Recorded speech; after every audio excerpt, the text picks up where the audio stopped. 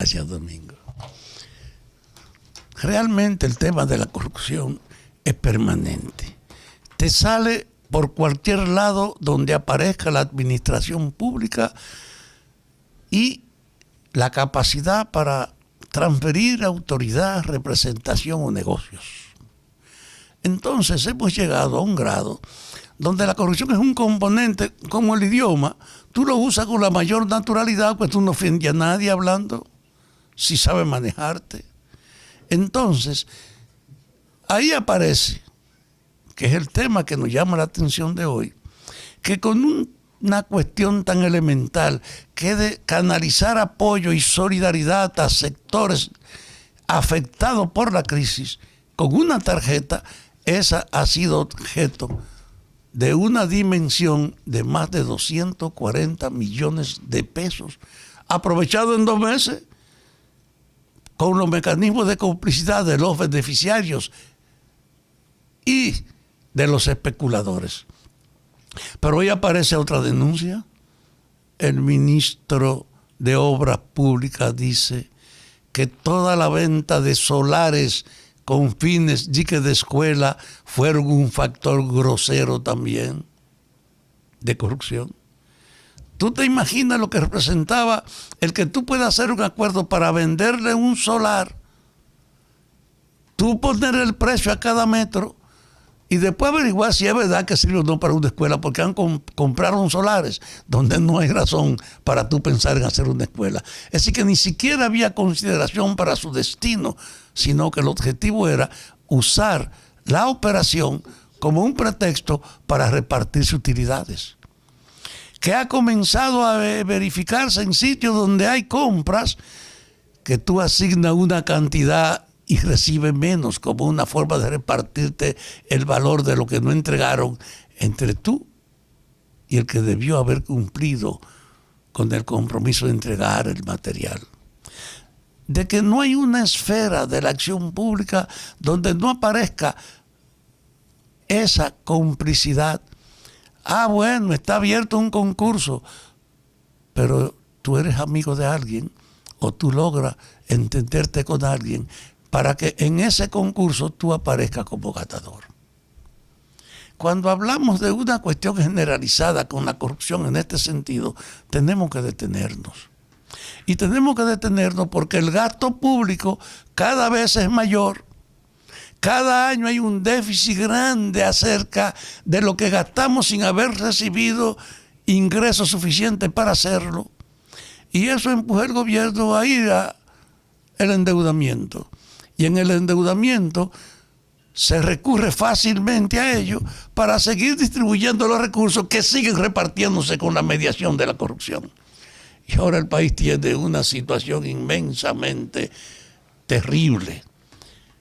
3/4 parte de todo el valor, 3/4 parte del valor de toda la riqueza y los bienes que tiene el Estado, 3/4 parte del valor corresponden a la deuda.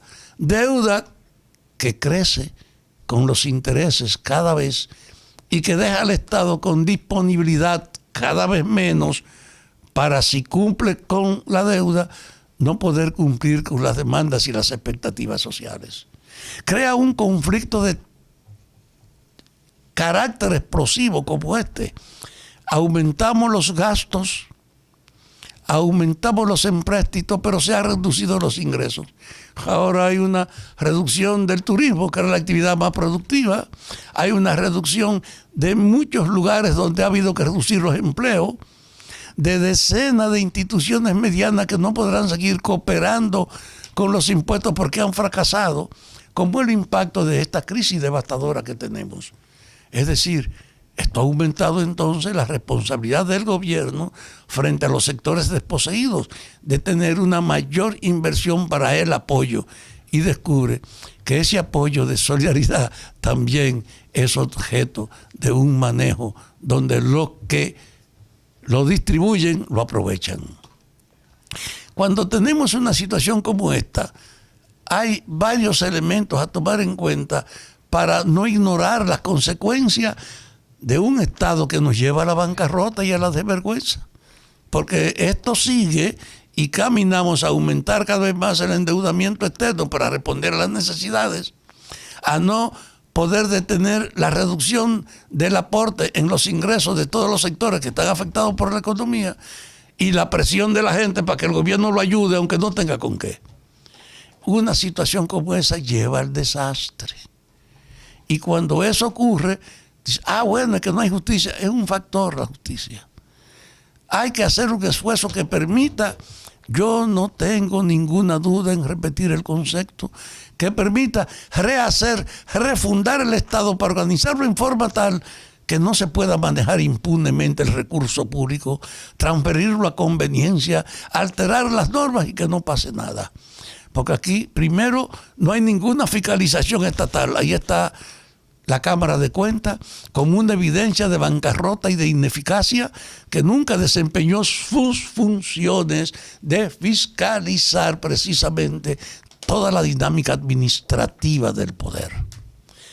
Y si usted no tiene control interno para que las gestiones que se cumplen puedan ser verificadas o fiscalizadas, no se puede espantar entonces de lo que la lógica del interés genera, que es aprovechar la consecuencia. Y mientras más garantía tiene usted de la impunidad de que aquí no pasa nada, más se desborda el interés del aprovechamiento y del crimen, de la corrupción. Y yo insisto, eso no es solo una cosa de decir, ¡ay, que la sanción! No, hay una dinámica general de la corrupción que obliga a ver esto con una visión mucho mayor. Por ejemplo, el gasto público no puede seguir produciéndose sin una fiscalización de su distribución y una mayor fiscalización de la aplicación de lo que se distribuye. Pero con una Cámara de Cuentas que no existe, ¿cómo tú corriges eso? No, el luz verde, la gente sabe que no tiene temor. Y desde ese punto de vista, la corrupción es un mal general que parece una práctica tolerada ya por todo el mundo. De ahí que aunque pensemos en medidas, hay que pensar en una ofensiva sobre la capacidad de recuperar las funciones de servicio del Estado, de imponer la transparencia y de organizar precisamente la sanción o las consecuencias de aquello que altere esas normas. El Estado es una organización pandillera. Aquí hay no ministerios sino pandillas. En cada un ministerio hay pandillas. Eso que denuncia obras públicas, aquí se dijo, y la gente lo vio a nivel de diversas localidades, compra, en la medida que aumentó el presupuesto de educación, dedicar un dinero para comprar solares, para construir edificaciones. Y aunque la edificación no fuese cimentada en un análisis que justificaba su necesidad, sí era un pretexto ir a distribuir dinero y compartirlo con otros en una supervaloración de una tierra que no iba a usarse. Es una vergüenza lo que ha pasado. Y desde ese punto de vista, este país no es verdad que supera las dificultades que este atraso y esta permanencia ha producido sin un esfuerzo general, que obligue a restaurar en el gobierno la fiscalización real y efectiva, a sancionar a los responsables de la fiscalización que no cumplan, a dar un ejemplo de que la Cámara de Cuentas no puede volver a ser un aparato para lograr que 4 o 5 puedan usar la conveniencia. Es una vergüenza que el aparato de fiscalización no puede mostrar una sola práctica donde haya ejercido su función. Al revés, su ejercicio era acomodar los informes de ejercicio administrativo a conveniencia de los beneficiarios, sin cuestionar el problema ético ni el significado histórico concreto de su validez. Este país no puede ignorar que la degradación ética que tiene la política ha llegado a un grado donde no tiene solución solo con medidas administrativas particulares, que hay que asumir que globalmente que hay que hacer de hecho un esfuerzo por refundar este Estado. Y lo grande es que este gobierno comprendió eso de la refundación, lo puso en su programa como un compromiso de rehacer esto, pero no ha publicado el programa y en el fondo da la impresión que lo hizo como demagogia también y como parte. Ahora, yo reitero esta necesidad porque no es verdad que podemos abordar los problemas por parte. Aquí hay que abordarlos globalmente y ver la interrelación que tienen ellos unos con otros. Usted no puede pensar en imponer la transparencia en la administración pública sin tener de verdad el mecanismo que fiscalice la administración y que además tenga la responsabilidad de que el que no respete las normas transparentes de la administración pague la consecuencia. Si no hay conciencia de que hay fiscalización y hay sanción, usted no va a imponer la precaución y el miedo en los ladrones tradicionales. Y eso pasa con la justicia. La procuradora Miriam Germán ha dicho que se está criticando como lento el esfuerzo que hace ese conjunto de los 3 nuevos procuradores para someter los casos más notables de la gestión administrativa, sobre todo del pasado hasta ahora. Y se ha escogido a 3 jueces porque no se puede contar con la justicia como instrumento, porque no podemos ignorar que la justicia ha sido también un mecanismo para legitimar la corrupción como la norma general del Estado, para condicionar cualquier decisión que sometan a alguien a la conveniencia de él o del juez. De que esta institucionalidad, independientemente de la gente seria que haya en la justicia, este funcionamiento sin autoridad y sin control ha permitido que en la justicia también imponga la práctica de la corrupción. Porque los jueces no están para pedir cuenta y sancionar, sino para ajustarse a la protección de los que lo han nombrado. Este país tiene una decomposición que no es de paja de coco. Hay que tomarlo en serio. El gobierno sabe que es global la degradación, que es general, que no hay ni siquiera una representación elemental y equilibrada de los diversos sectores en los funcionarios que encarnan la diversidad de intereses. Yo he dicho que usted tiene aquí, en la composición misma del gabinete, usted tiene una muestra. ¿A quienes representan predominantemente los del gabinete? No son profesionales puros y simples de la política, son representantes de los sectores sociales. Aquí hay un predominio del control que ejerce el gran empresariado del poder político y el poder político a su servicio. Y al empresariado lo que le interesa es el negocio, no es la transparencia, ni la claridad, ni la justicia, sino el negocio que le facilite la conveniencia. En todo este proceso de corrupción hay una inmensa complicidad empresarial, así como hay una inmensa capacidad de los funcionarios, porque un y otro sector sabe que no tiene nada que temer porque con sus relaciones resuelve todo.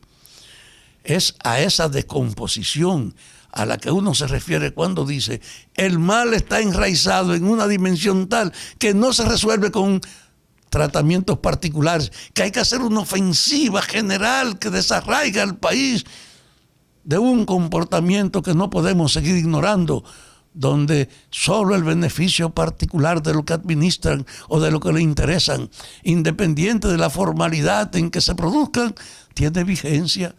Aquí cada quien nada más piensa en lo suyo.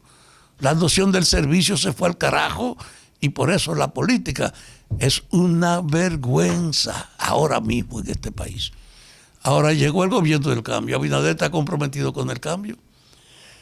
Y él ha comenzado por lo menos a aceptar la diversidad de la corrupción y de la podredumbre cuando nombró un equipo especial para reformar la policía. Ahora, en los policías gravita como ese nombramiento. Los policías le han metido miedo que han puesto una comisión sin participación de ninguno de ellos.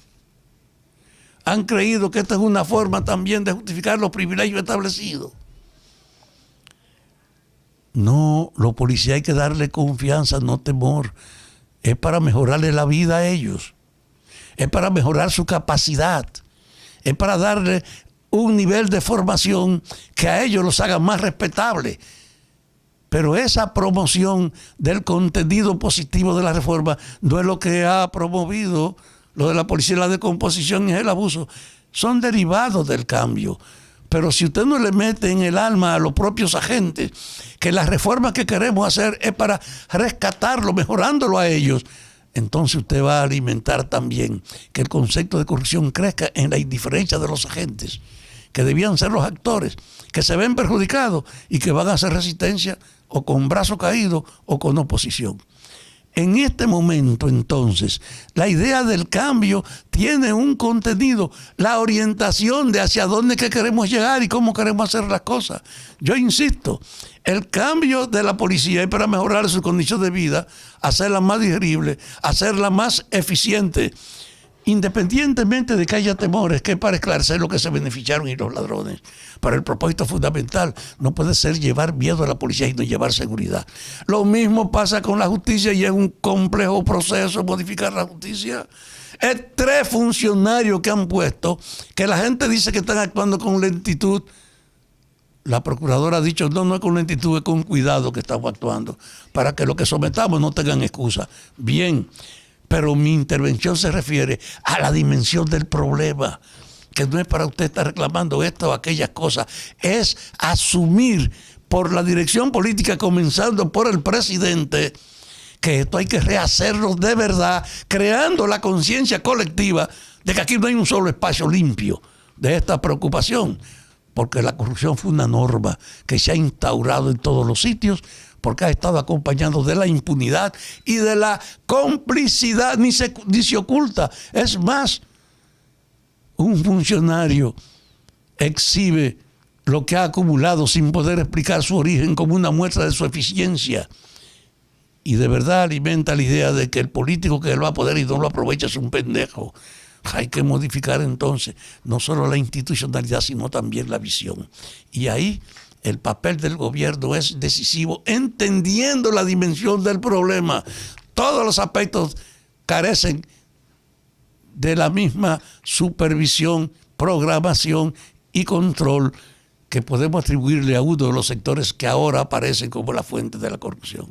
Seamos pues conscientes, esto hay que rehacerlo, hay que refundar el Estado, tiene que ser en todas las dimensiones y el primer papel es el del presidente para estimular ese comportamiento. Él lo ha dicho, él no tiene amigos ni compañeros. El que no tenga una conducta clara no puede esperar una tolerancia de parte de él. Pero junto con esa actitud de él, pídasela a todos los funcionarios, exíjasela, tenga un comportamiento más agresivo, porque en el fondo es tan arraigado el mal de la corrupción que la gente cree que la campaña que se hace contra ella es una pendejada que no tiene importancia.